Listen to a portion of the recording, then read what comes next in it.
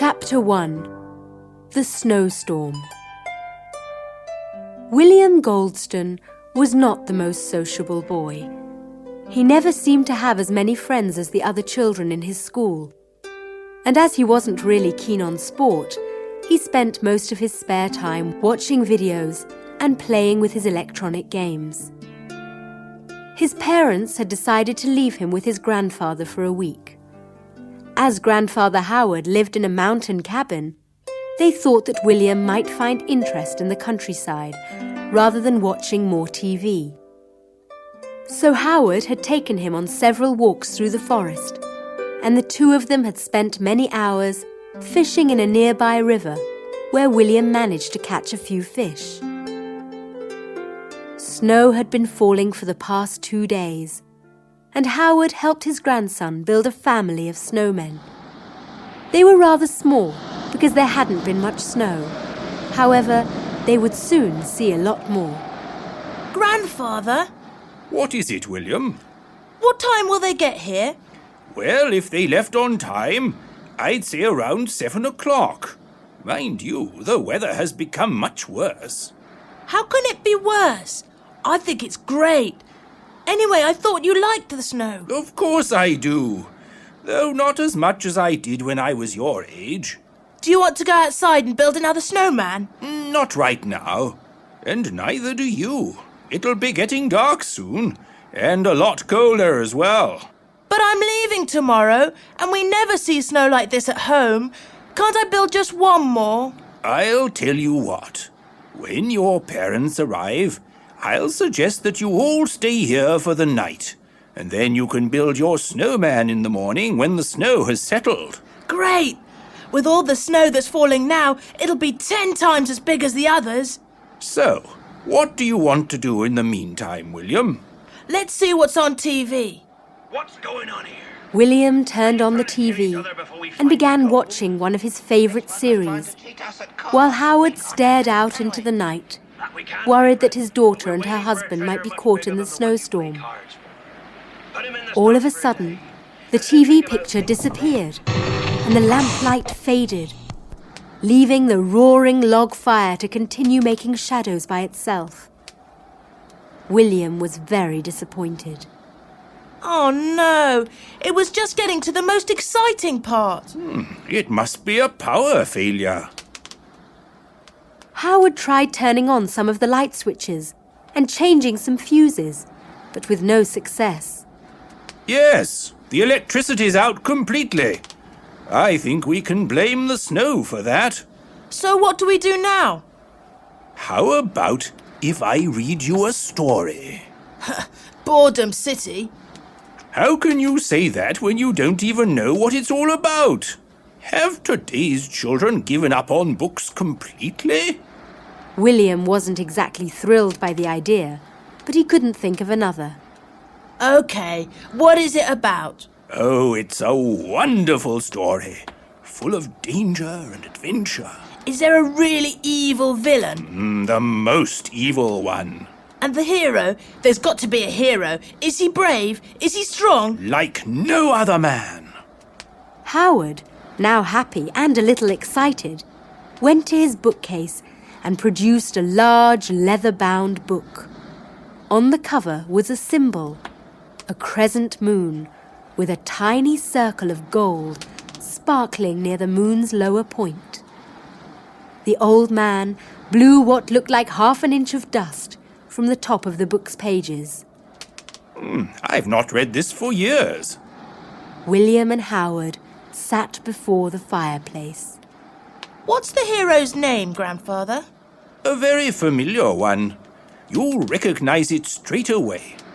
Now, the story begins on a peaceful day in a peaceful village set deep within a distant, forgotten land. Howard opened the book and turned to the first page. Our hero, who at this time is a boy of about your age, is returning home with his father after a week of hunting.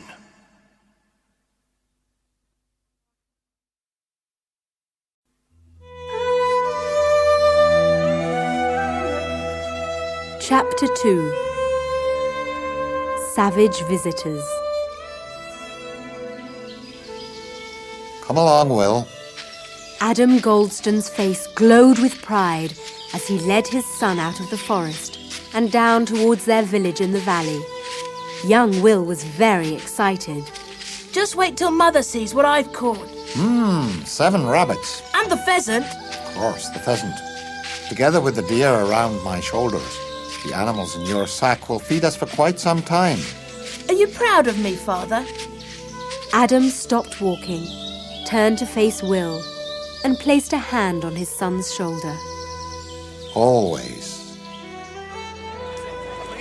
When they reached the village, Adam noticed something strange.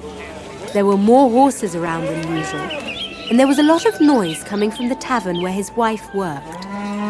Just then, Adam saw his wife walking towards the tavern, her arms full of vegetables. Why the extra supplies, Liana? Darling, you're back. She put her load to one side, kissed her husband, then knelt down and held Will's face between her hands. And you, my little man, have you been learning well? Have a look in my sack. Oh my! I've never seen so many rabbits.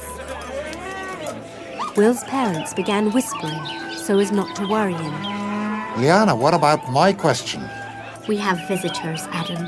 I guessed as much, but who are they? King Droig and his men. Adam was surprised and angry. What are they doing here? They're on their way home from a battle. Which no doubt they won. Of course. Pity. Few people liked King Droig. Those who did were sitting with him in the tavern. The soldiers fell on their food like wolves, made a lot of noise, and created an awful mess. General Saga, how many enemies did we kill today? Equal to that of all previous battles put together, Your Majesty. May all who oppose me shudder when they hear my name. May they scream when they learn its true meaning. Death, destruction, rage, agony, grief.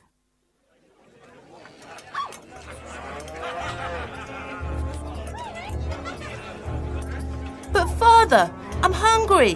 Why can't I eat with you in the tavern? Will, I'm not going there to eat. I'm going there to look after your mother. Why? Because King Droig is in there.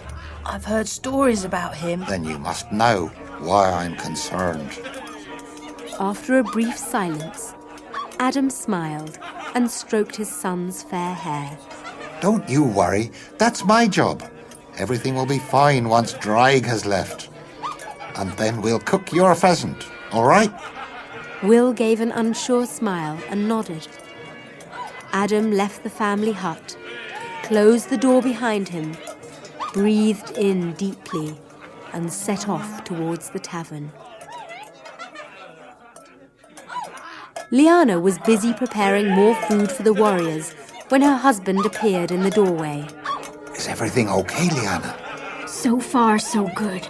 I'll be watching things from that table over there. Take this jug of ale. You'll look more relaxed. Evening turned to night without a problem in sight. Then it happened.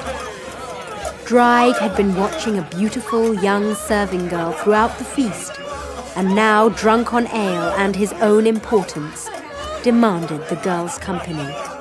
That was when her fiancé spoke up. Keep your hands off her! The tavern was suddenly silent, with tension creeping from every corner. Who dares instruct me? I do! Why? Why should my pleasure concern you? Because that girl is engaged to me. Oh, I see. Well, young man, engagements can be broken. I think the lady should be given the chance to choose whichever she prefers. Droig turned back to the girl who was now trembling. What is your name, dear? Ava. My name is Ava. Ava. Such a beautiful name. Well, Ava, it appears that your loveliness is the cause of competition between your brave fiancé and King Droig. King Drag, who is feared throughout the land, whose name is legendary, and who is certainly not known for backing away from a challenge. So, Ava, which one do you really prefer, Ava couldn't bear the thought of becoming Drag's companion, but neither could she watch her fiancé be killed. After thinking long and hard, she slowly approached the dreaded king. Ava, what are you doing? I'm sorry. There you are. Proof that engagements can indeed be broken. The young man picked up a large stone jug, raised it high in the air, and rushed towards Drag. As can heads. Absolutely. Drag stood up and punched the young man's stomach. He then grabbed the jug and hit the youth's head with it. In an instant, he lay dead. Ava let out a deafening scream, and the villagers' anger grew. Without thinking of the odds, they advanced upon the king and his men. Adam was their leader. You unspeakable murderer, Drag. That boy was not even half your age. My heart bleeds. Oh, I shall make sure of that. Adam picked up a carving knife, but before he could do anything, Siobhan grabbed him by the throat and began lifting him up off the ground. Fearing that her husband's neck would soon be broken, Liana rushed across the tavern, holding a bowl of hot broth, which she poured into Siobhan's face. Having heard the noises from within the tavern, Will left the safety of the hut and crept towards a hole in the tavern wall. Looking through the hole, he saw that a great fight had now begun. Wherever he looked, chairs were being broken against men's backs, and as the sword and knife fight carried on in the candlelight, the straw-covered floor became more and more red from his neighbour's blood. He could no longer see his father, but he saw his mother, and as she struggled with the furious Siobhan, she caught sight of her son through the hole. Run, Will! Forget about us! Save yourself! Will couldn't do it at first. He had to at least try to help. But he soon realized that there was nothing he could do. So he ran off sobbing into the night. Some time later, Will found himself at the edge of the forest, exhausted. He turned and looked back down into the valley and saw that Drag had set the village on fire. His parents, his home, everything he knew was now gone forever. Tears welled up in his eyes. They were not only tears of sadness and sorrow, they were the tears of a 10-year-old's rage.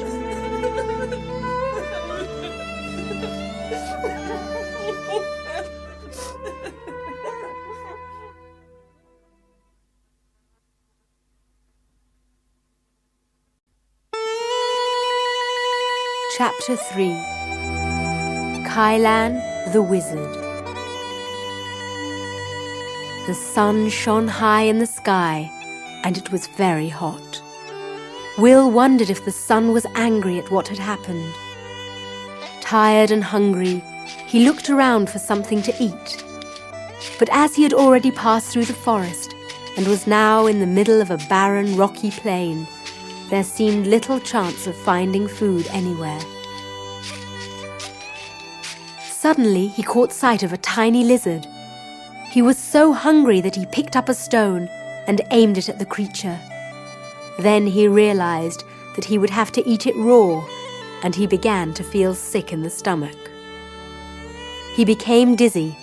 The stone fell from his fingers, and he fainted. Lying on the grey, dusty ground, he soon fell into a deep and troubled sleep. The smell of smoke reminded Will of the burning village.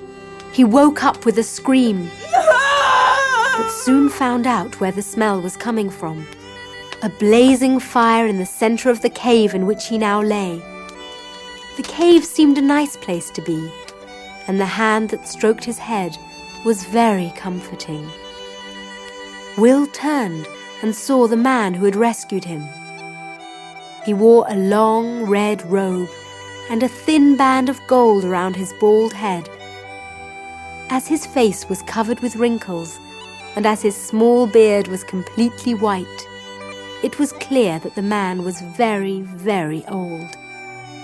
However, he spoke with the voice of someone many years younger. Do you feel well enough to talk? Will nodded, looking a little scared. Who are you? You wouldn't be able to pronounce the name I was given when I was born. Most people call me Kailan, although you're the first person I've actually met in over 50 years.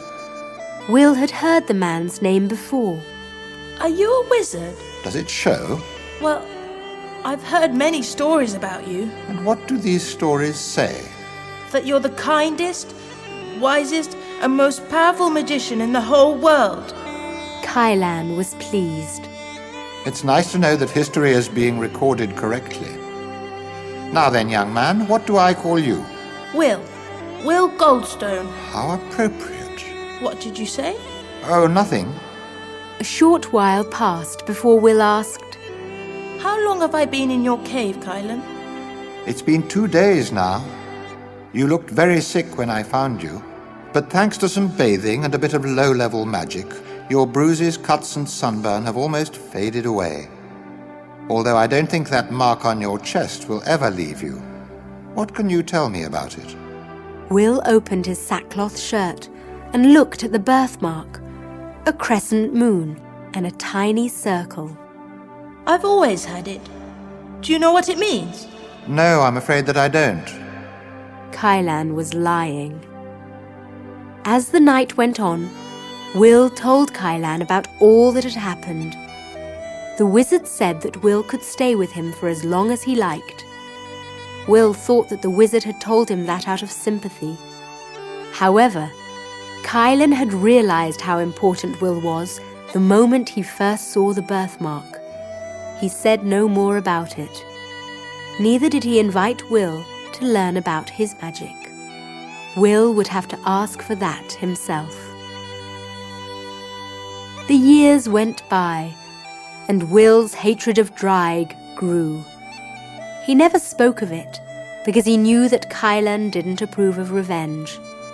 However, Kailan also wanted to see Draig killed. He wanted it to happen so that the world could once again be at peace. Will realized that he needed to find new talents within himself. He often saw Kailan practicing his magic, but this was something that could never be taught. What Kailan could teach him was how to focus his mind and spirit so that he could use his body to the full. So, when Kailan forgot to block off the entrance to his training chamber, Will crept in to see what the wizard was up to. I knew that passage must lead to another cave, but I would never have imagined that it would be so big. Thanks to the power of magic, the vast stone chamber was filled with grass, bushes and trees. It was where Kailan got his food and the place where he practiced his own special kind of martial arts.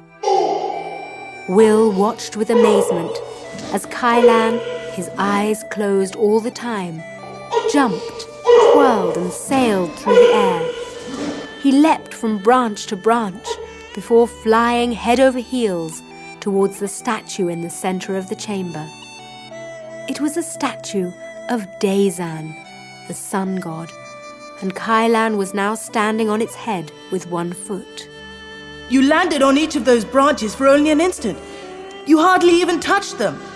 How can a man move with such speed and grace? Practice? If I could move like that. You can if you want to. With these skills, together with what your father taught you about hunting, you would be unstoppable. Will's breathing had become heavy with excitement. Teach me, please. Kailan smiled and opened his eyes. I would be glad to.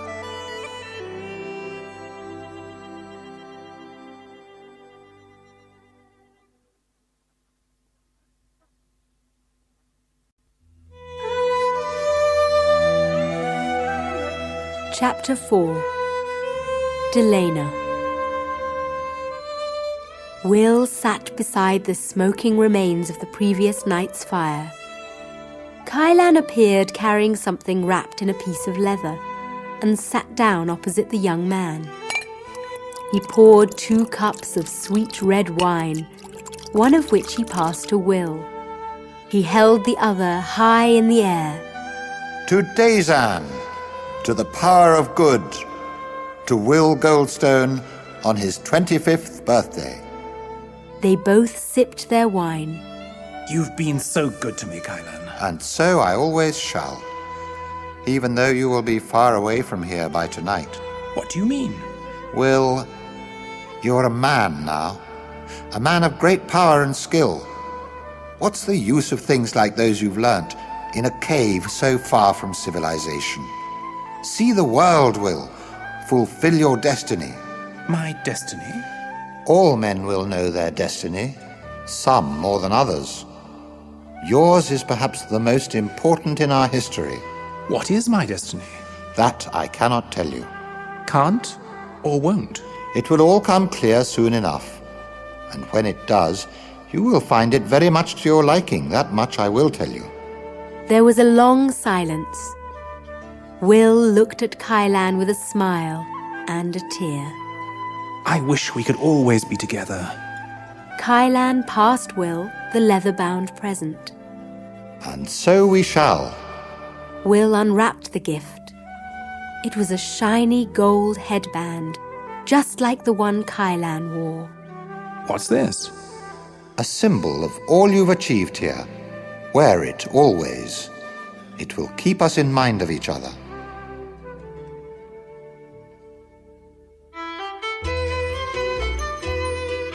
Since leaving Kailan's cave, Will had spent 5 years traveling far and wide, through forests, through the wilderness, and had spent time in each village he found.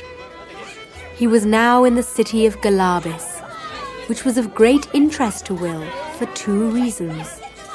First of all, it was the biggest and busiest place that he had ever seen. More importantly, however, it was very near the Dark Fortress, King Draig's home and palace. It stood tall upon a nearby hill, casting a grim shadow across the city. Will planned to stay in Galabis for a while, to see what he could learn about the fortress.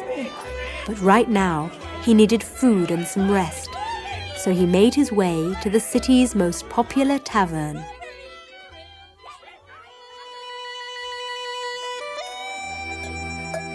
Delena had come to live in Galabis when she was 7 years old. Her father, a carpenter, knew he could make more money in the city than he ever could back in their village. He planned to make a wealthy future for his daughter. But both he and his wife died of the sleeping sickness when Delena was 10. So the girl began working in the tavern from that early age. The dark-haired beauty was happy where she was, although she had often dreamed of returning home to see what had become of the boy she once loved. That was now impossible, however, as the village no longer existed. A jug of ale, please. As Will passed Delena a coin, their eyes met. Do I know you? That's funny. I was about to ask you the same thing. You remind me of someone I knew a long time ago. Maybe I'm the same person. No, he's dead. His village was destroyed 10 years ago. Then Will noticed her bracelet. He had made it from animal hair when he was 9. Don't you mean our village? Yes, it was where I used to live.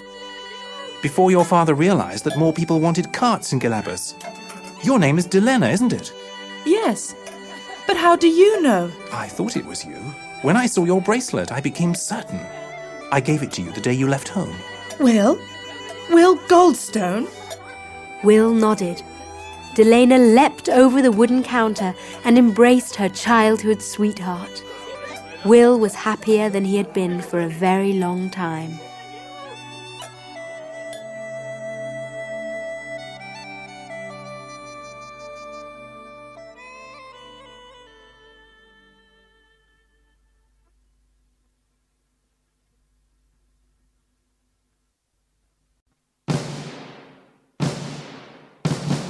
Chapter 5. The Execution.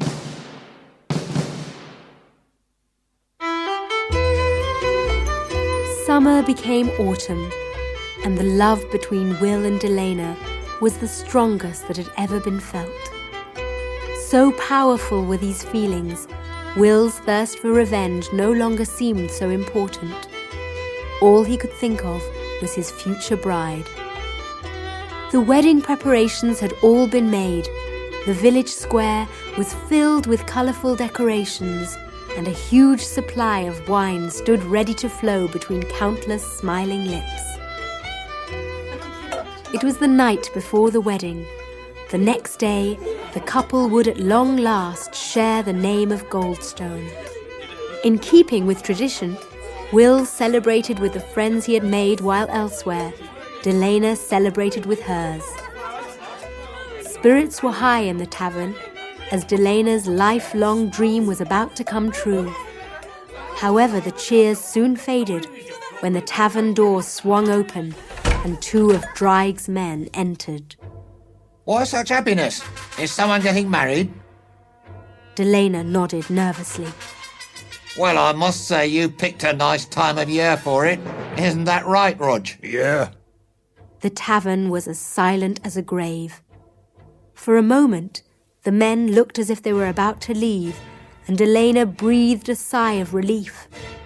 But they suddenly grabbed her, and she let out a cry. What are you doing? Well, you know, marriage is a very big step. You'd agree, Rog? The biggest gone. And so if you're going to take that step, it's best to be sure about your future husband. Oh, I'm sure.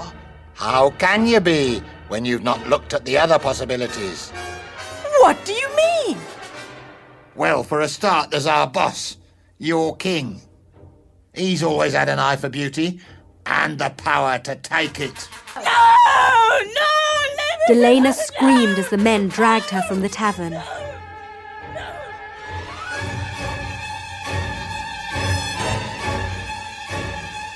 King Dreig stood alone in the centre of his throne room, dressed in studded black leather and a long cape. He was indeed a frightening figure, although right now he was very bored. The doors to the throne room opened, and one of his men entered. What is it, Garn? Why do you disturb me? I have a present for your majesty. A present? It's not my birthday. Well, I heard that you were bored. And anyway, you're the king. His majesty can have a birthday whenever he wants. Very well. What is this present? Bring her in, Rog.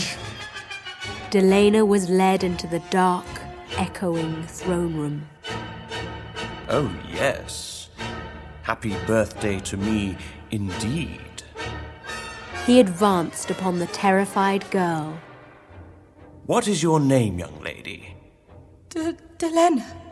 Delena. A fitting name for such a beautiful creature. Now that you're within the walls of my dark fortress, tell me, Delena, is it how you imagined it to be? Worse. I suppose it could do with a woman's touch. And what of me? How do I make you feel? Delena could say nothing. Lost for words? Well, I know how you make me feel. Dreig began stroking her hair, and she closed her eyes in terror and disgust. Finding new courage, Delena opened her eyes and spat in Dreig's face. I'd sooner be dead than live a life with you. Dreig, his face frozen with surprise, blinked his eyes. He wiped his face clean and smiled. Very well, my dear. Your wish is my command. Take her away, Rog. Delena was led quickly to an even less pleasant part of the fortress, while Dreig walked over to Garn, who he struck with the back of his hand. What sort of present do you call that?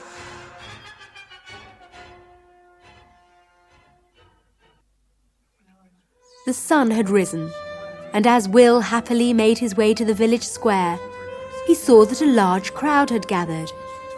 He put put his hand on a stranger's shoulder and smiled. I didn't expect quite so many people at my wedding.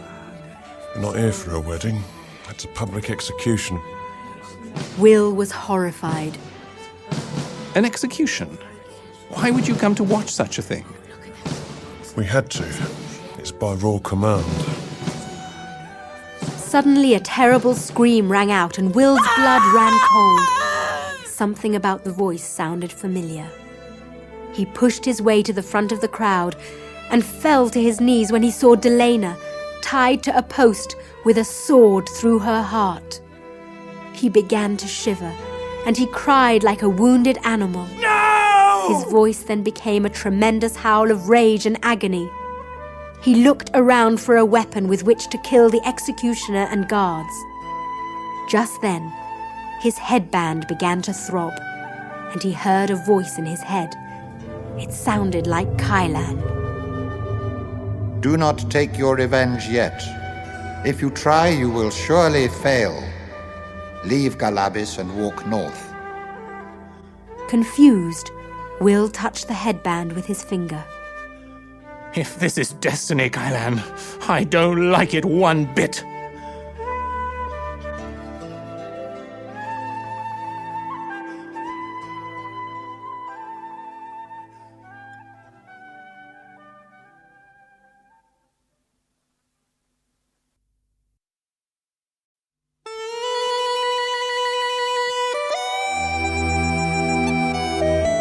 Chapter 6. Ready to meet destiny. Unable to think of anything other than Delena's death, Will continued his walk through the wilderness. He had been walking for almost a week now, and the exhausted young man had no idea of where he was going. Eventually, he decided that he could walk no further, so he sat down against a large rock. Opposite him was a cave. As Will stared into the blackness within, he began hearing tiny, high-pitched noises, like echoing musical whispers, like something out of a dream. Once more, the band around his head started to throb, this time causing some pain. He felt dizzy, and his eyes were suddenly forced shut. He thought he was falling asleep, and that he was about to meet his most troubled dream in years. However, Will was not dreaming. Will was nowhere. The voice spoke again. It was definitely Kailan. I once talked about destiny. I did not tell you about your own because the time was not right. What do you mean, Kailan? Will, the ancient scrolls of Dazan tell of much, not only of history but of the future as well. King Draig has been ruling and ruining our world for far too long. He has lived longer than any man, and he has used his time for one purpose, the creation of misery. Dazan sent me into the world not to destroy Draig, but to find and guide the one who will. That man is you. I thought as much when I first saw the mark on your chest. Since you left me, events have continued to happen, as is written in the scrolls. Are you telling me that you knew Delena would be killed? Of course. I could not tell you because it would have influenced your actions. Now you must fulfill your destiny, driven by vengeance and armed by Dazan. In that cave you will find Dazan's sword and shield. They have lain hidden in there for centuries, surrounded by a lake of fire, waiting to be taken by their rightful owner. What if the wrong man tried to take them? That man would surely die. So what if I'm not the one? Have faith in my judgment. Have faith in yourself. You will find your mark on the shield, a crescent moon and a crystal of pure gold. There's no such thing as a golden crystal. It is unique. It is the sun crystal, the most powerful of all those created by Dazan. It will light up the world in our most desperate hour. The crescent moon will free the power of the sun, and victory will be yours. People will call you savior. People will call you king.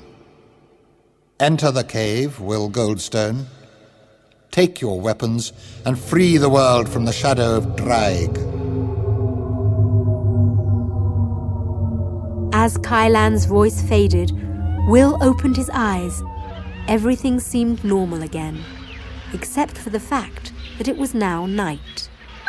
I closed my eyes when the sun was in the sky. Now the moon is in its place.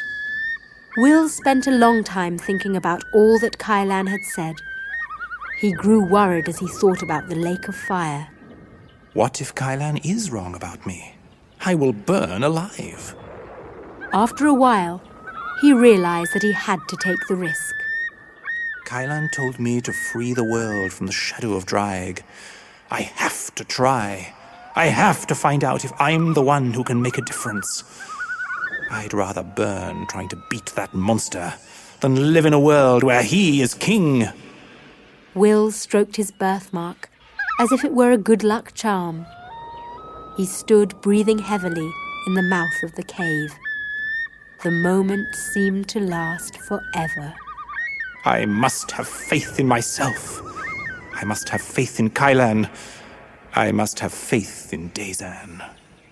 With that thought firmly in mind, Will took a step forward.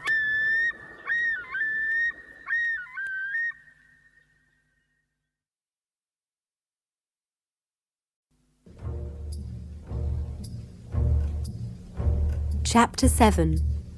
The Fight Begins. Will made his way through a narrow passage. With each step came more light, fierce orange light, and the heat continued to increase.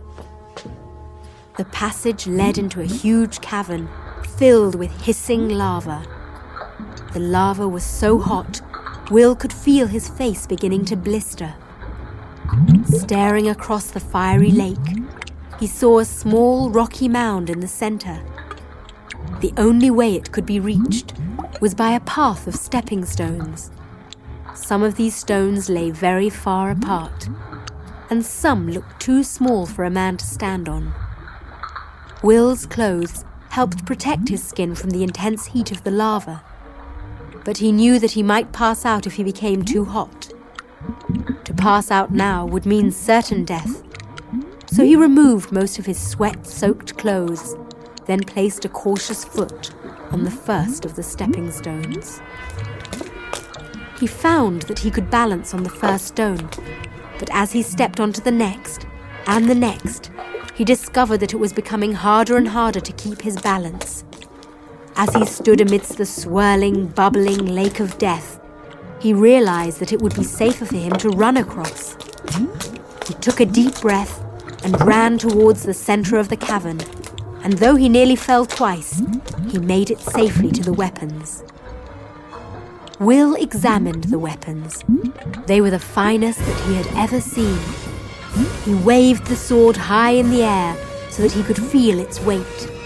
He was even more impressed when he picked up the shield. The crescent moon shone in the light of the lava, while the crystal in the center was as golden as Kailan had described. Special weapons indeed. They could make any man invincible.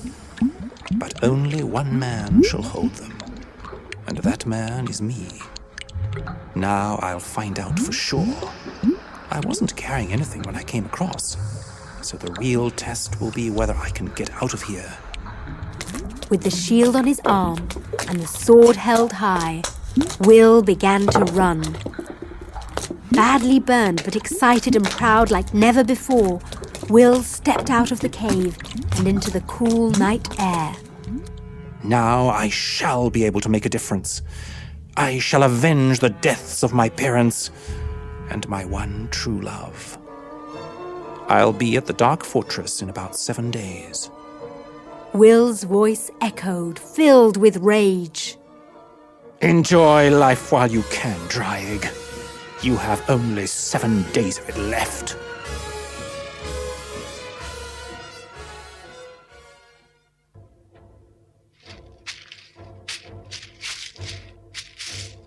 A week had gone by. Will was walking through the forest that surrounded Galabis when he saw a young woman tied to a huge oak tree. 2 of Dreig's men were now advancing upon her with flaming torches. One of them burned her arm, but she did not scream, even though her eyes were filled with tears. How can men enjoy such cruelty? Thought Will as he crept silently towards the torturers. The other man was about to burn the woman when Will suddenly attacked him. He struck the man with his shield, knocking him unconscious, and killed the other with his sword. He placed his weapons on the ground and began untying the woman.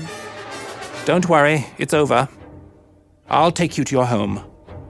The woman punched Will in the face and yelled, You fool! You've ruined the endurance test. I was supposed to be joining Dreig's army tomorrow.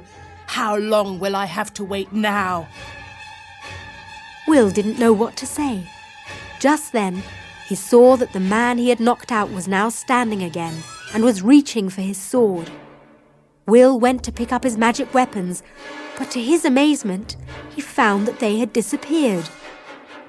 The woman stood behind him, holding a large, heavy branch above his head. She hit Will on the head with it, and he fell to the ground. Will woke up in a dark, damp dungeon. He sat up quickly when he noticed a large rat near his face. Good evening. The voice came from a heavily built man with a horribly scarred face, who sat chained to the wall opposite Will. Which do you want first? The good news or the bad news? The bad news. Well, the bad news is that we're going to be executed tomorrow. What's the good news? You're awake in time for dinner.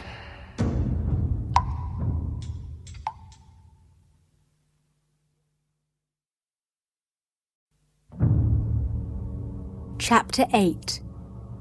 Imprisoned. Here you are, scum! The jailer brought in 2 bowls of awful-smelling food, which he put in front of the prisoners. Enjoy it. It's the last food you'll ever eat. You forgot the salt. The jailer turned to the scarred man angrily. Don't try to be funny, Shivan. In fact, don't talk. Eat that slop, and that is all. If I hear you talk again, I'll cut your tongue out. With that, the jailer left the dungeon and locked the door. Will and Shivan began talking again, but very quietly, so as not to annoy the jailer. Actually, this food would taste better without the use of a tongue. Will nodded in agreement. So, who are you, Shivan? Up until yesterday, I was General Shivan. I had been General Shivan for more than 4 years. I served Dreig more loyally than any other man. And now I've ended up in here. Another lamb for the slaughter. Had you made him angry? No, I'd done nothing.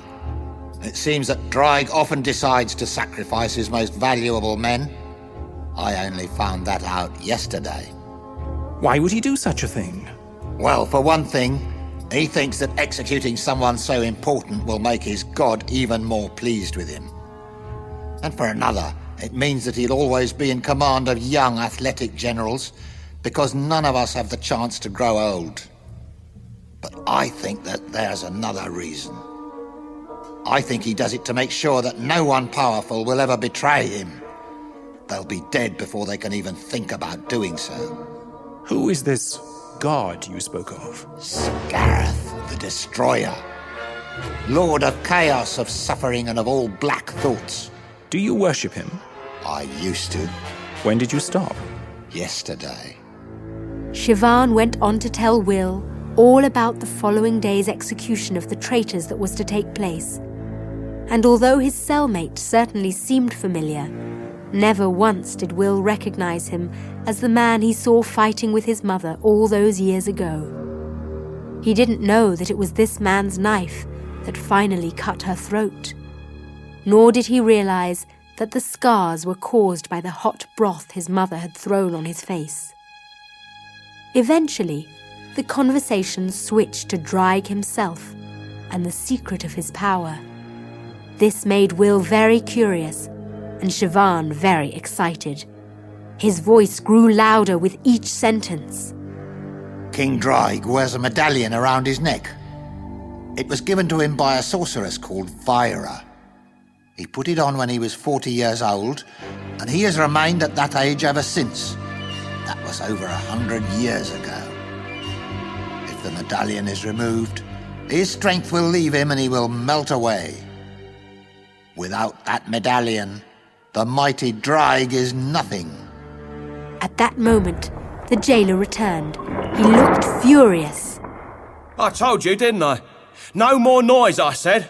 Well, let's hear how loud you can be with a mouthful of blood. He walked towards Siobhan with a sharp, rusty knife. Suddenly, Will threw his food bowl across the dungeon, hitting the jailer's head.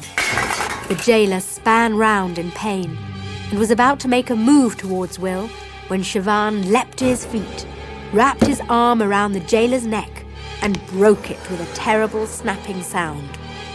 The jailer's lifeless body slid to the floor. You wanted peace and quiet? You got peace and quiet. Quick, Siobhan, throw me his knife. The knife flew through the air and landed at Will's feet. He picked it up and tried to break his chain with it. What are you doing? Well, you know what they say about a chain. No. What do they say? It's only as strong as its weakest link. Once Will had managed to break his chain, he freed Siobhan. We have to get hold of that medallion. Yes, it's time it was worn by someone else. No, it must be destroyed. And then our world will finally be at peace.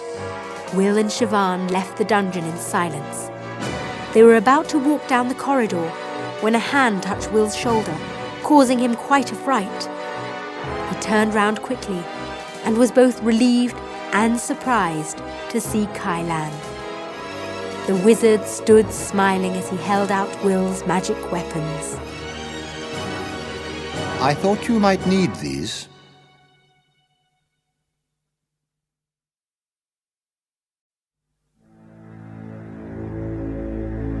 Chapter 9. Out to kill the tyrant.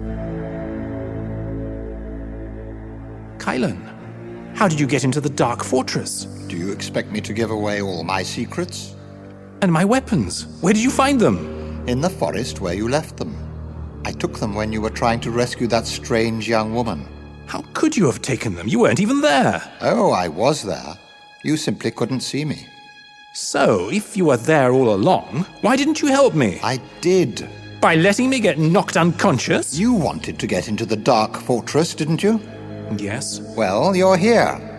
It really was the simplest way in. Now, you must do what you were born to do. Take your shield, take your sword, and get rid of that evil tyrant. Siobhan was impressed. Are you really Kailan? I mean, the Kailan? I am indeed. I never expected to meet you. I thought you were a myth. It's understandable. So now we're a team, eh, Will? Siobhan, Goldstone, and the most powerful magician in history. Not quite. You see, I've already done more than I'm supposed to. Are you leaving, Kailan? Of course. The rest is up to you, and you alone. Don't worry, Will. I shall be watching. Wait! Kailan! Before Will could say any more, Kailan had disappeared. Having realized that someone was escaping, the prisoners in the other cells cried out to be set free.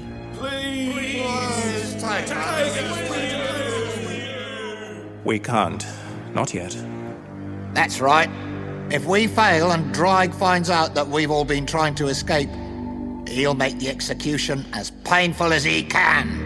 Siobhan, where will we find him? The throne room. It's this way. Come on.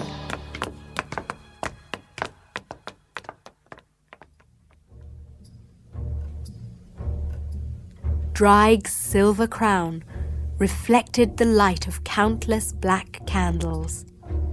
He sat upon his throne, discussing the following day's celebrations with his new general, a young man called Kailan.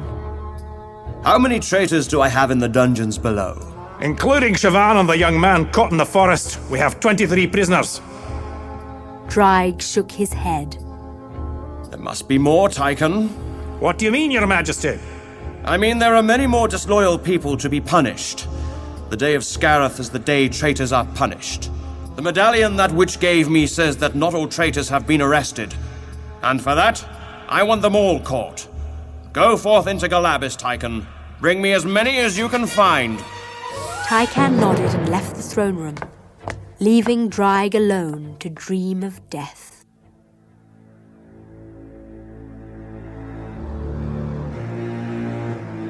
Will and Siobhan had heard everything as they had been hiding below one of the flights of steps that led into the throne room. They both whispered to each other. How quiet can you be, Siobhan? Like a mouse. Good. We have to catch Draig by surprise. Now, can you get across to those steps over there without being seen? Definitely. Then make your way over. But remember, be quiet. What are you going to do? I'm going to creep up on him from this side, and you'll do the same from the other side. So, when we attack, he won't know which of us to try killing first. Understand? To the last letter. Then go, and be careful. Siobhan moved backwards through a small doorway. It led into a corridor that was parallel to 3 sides of the throne room. He moved slowly along the corridor and eventually passed through another small doorway. He was now beneath the other flight of steps and was deep in thought. This is it. Draig will soon be dead, and then I can take Vyra's medallion for myself. But what if we fail? He'll have me chopped into fish bait. Oh well, he was going to kill me anyway. It's just that we would stand more of a chance if that wizard hadn't left. An idea suddenly struck him. Although, I could help save his life. Then I'd be back in his army, back in a position of power. Who knows, he might even execute that Tychon instead of me. I wish I knew what to do.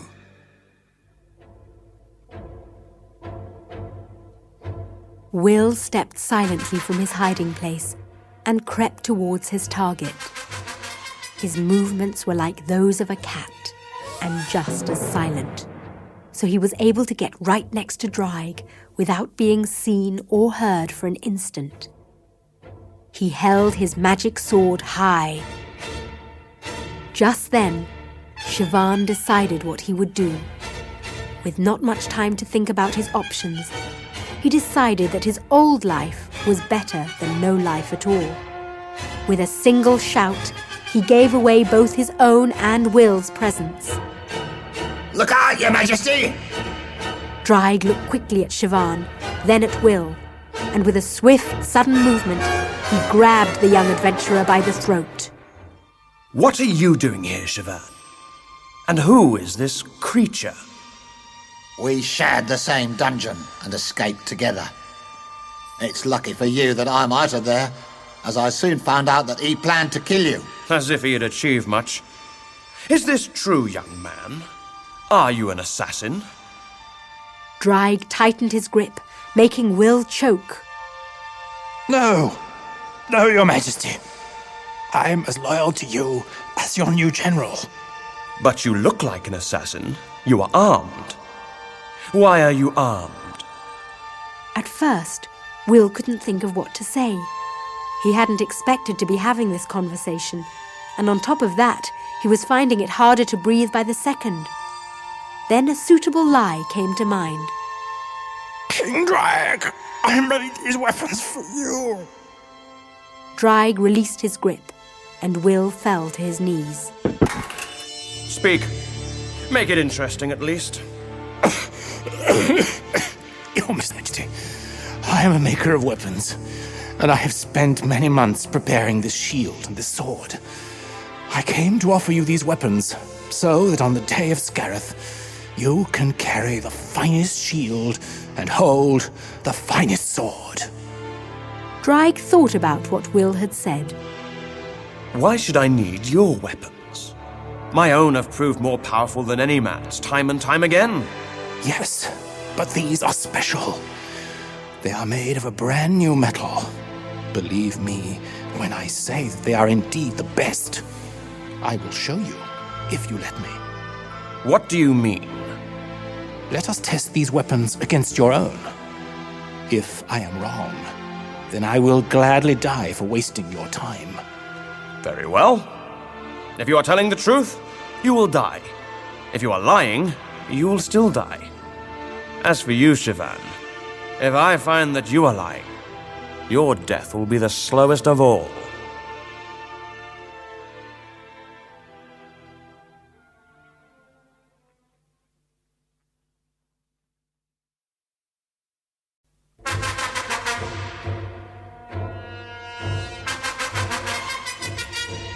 Chapter 10. The Confrontation.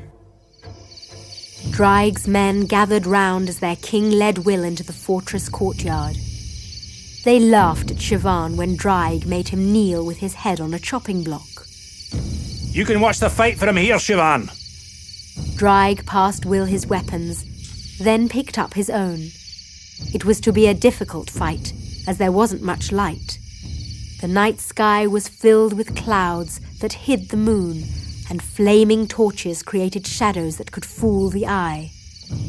Scareth will smile tonight. I'm sending him your soul now, to whet his appetite for tomorrow's feast. The crowd began chanting as the two swords clashed.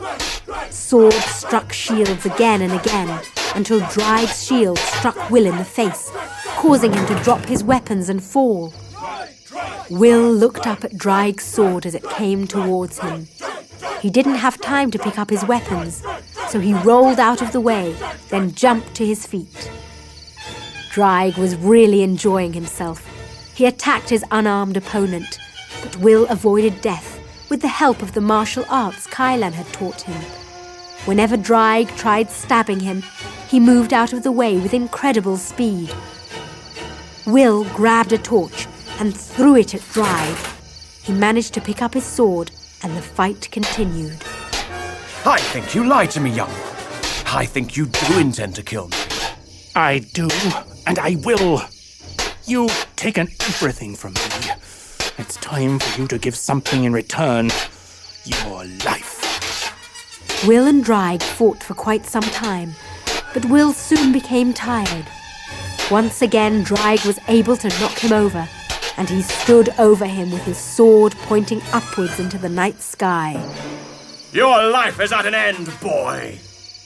Will found his shield and hid beneath it. Suddenly, the clouds in the sky drifted apart, revealing the moon, a crescent moon. Its light shone directly into the crystal on Will's shield. A beam of brilliant light shot out of the sun crystal and straight into Draig's eyes. The king, blinded by the light, couldn't see Will getting to his feet. Will rushed over to Draig and stabbed him with the sword of Dazan. He removed the medallion, threw it to the ground, and crushed it with his foot. The king howled in agony as the years caught up with him. He grew weaker and older until his head was just a screaming skull. Finally, all that remained were his clothes, which were filled with dust. The shocked crowd grew very angry, and they began to close in on Will. However, they were soon beaten by Draig's prisoners, who had been surprised to find themselves mysteriously freed. Tycan and his men were now locked in the dungeons instead. Will soon realized that it must have been the work of Kailan.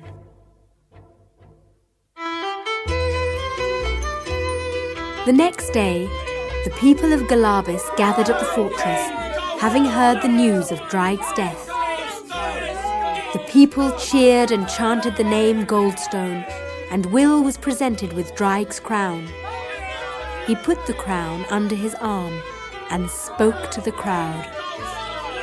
My friends, we are finally free. I will be glad to be your king, but I will not rule you. You must rule your own lives. Rule them well, and help peace prevail forever. I have lost much, and now want to spend some time alone. I will soon be leaving to live a simple, quiet life, but before I go, I shall perform one royal deed. In honor of my one true love, let this world of ours be given a new name. From this day forward, it shall be known as Delenia. Meanwhile, in a faraway cave, an old wizard smiled the proudest smile of all.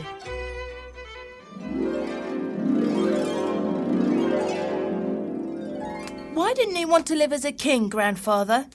Because he realized that rulers don't always choose what is right for the people. His world had suffered for a long time because of a king. I think he was afraid of becoming like Draig.